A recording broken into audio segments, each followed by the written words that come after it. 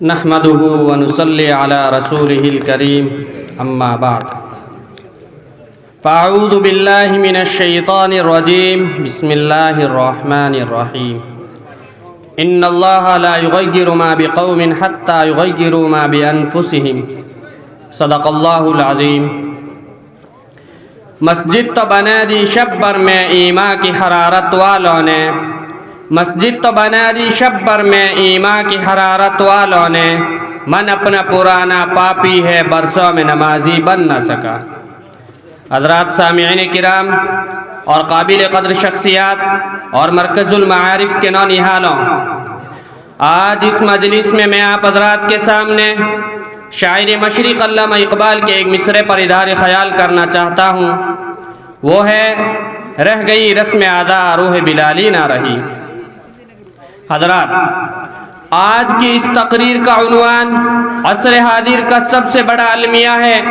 اس میں شاعر مشرق نے منافقت کے پردے چاک کیے ہیں، ریاکاری اور مذہبی و عملی کے بدترین جذبے کو ملت اسلامیہ پر واشگاف کیا ہے۔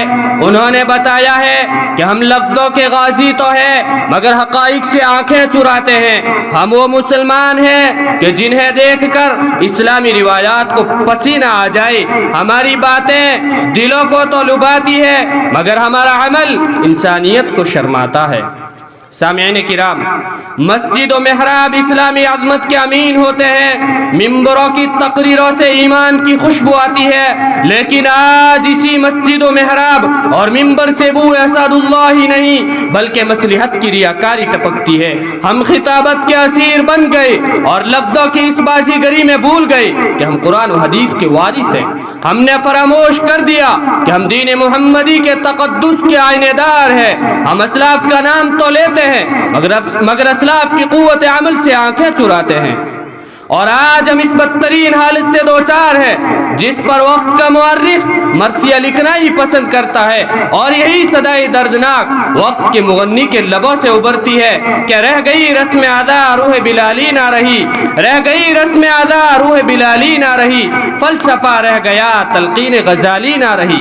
مسجد مرثیہ خواہ ہے کہ نمازی نہ رہے، مسجد مرثیہ خواہ ہے کہ نمازی نہ رہے، یعنی وہ صاحب اوصاف حجازی نہ رہی۔ حضرات، اگر آج ہم چشم بصیرت سے چند لمحوں کے لیے کام لیتے ہیں تو یہی دکھائی دیتا ہے کہ مساجد میں اذانوں کی ترنم ریزی کا مقابلہ ہے مگر ان میں کوئی بلال جیسا عاشق رسول نہیں جس کی آواز میں ترنم تو کم تھا مگر اس کا سوز درو دلوں کی کائنات کو زیر و زبر کر دیتا تھا۔ آج کے خطباء اور مقررین اسلام کی عظمت کے موتی تو بکھیرتے ہیں مگر ان موتیوں میں سلمان فارسی، ابو ذر غفاری اور صہیب رومی کے جذبہ ایمانی کے معمولی سی چمک بھی باقی نہیں۔ اسلام کے نام پر محافل اور مجالس سجانے والوں کی تو بھیڑ ہے مگر ان کے لفظوں میں خلوص و ایمان کی ادنا سی مہک بھی باقی نہیں ہے۔ اسلام اور عشق رسول کے نام پر سر کٹا دینے کا نعرہ تو سب لگاتے ہیں مگر کسی میں سلطان فتح علی خان ٹیپو شہید کا جذبہ رندانہ نہیں ہے۔ ہم نے اسلام کے نام پر مسجدیں نہیں بلکہ اپنی دکانیں سجا لی ہے۔ ہم اس دین مبین کی تجارت کر رہے ہیں جس نے چند ہی سالوں میں عرب کے بددعوں کو قیصر و کسریٰ کے مقدر کا وارث بنا دیا تھا۔ ہمارے پاس لفظوں کی جاگیر تو ہے، ایمان کی تنویر نہیں۔ ہم خدا سے شکوہ تو بہت کرتے ہیں مگر اپنے احتساب عمل کے لیے ایک لمحے کو بھی تیار نہیں۔ سامعین کرام، اس بے بسی اور رنج و اندوہ میں رسم ادا کیا کرے گی؟ رسم ادا تو کسی بلال کے لیے تڑپ رہی ہے جو عرب کے میدان میں برہنہ جسم گرم ریت پر کوڑے کھا کر احد احد پکارتا تھا۔ ہمارے پاس قرآن کریم جیسی کتاب ہے لیکن ہم نے اسے قیمتی الماریوں میں مقید کر دیا۔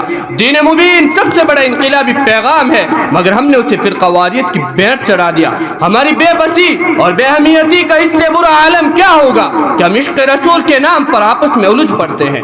روح بلالی کی طرف تو کالے گورے، امیر غریب اور سربراہ وقت اور ادنا سے انسان کو ایک مقام پر جمع کر دیتی تھی۔ یہ آواز کیا تھی؟ احیاء اسلام کی پکار تھی جو مصلحتوں اور سیاسی بازی گری میں کھو گئی۔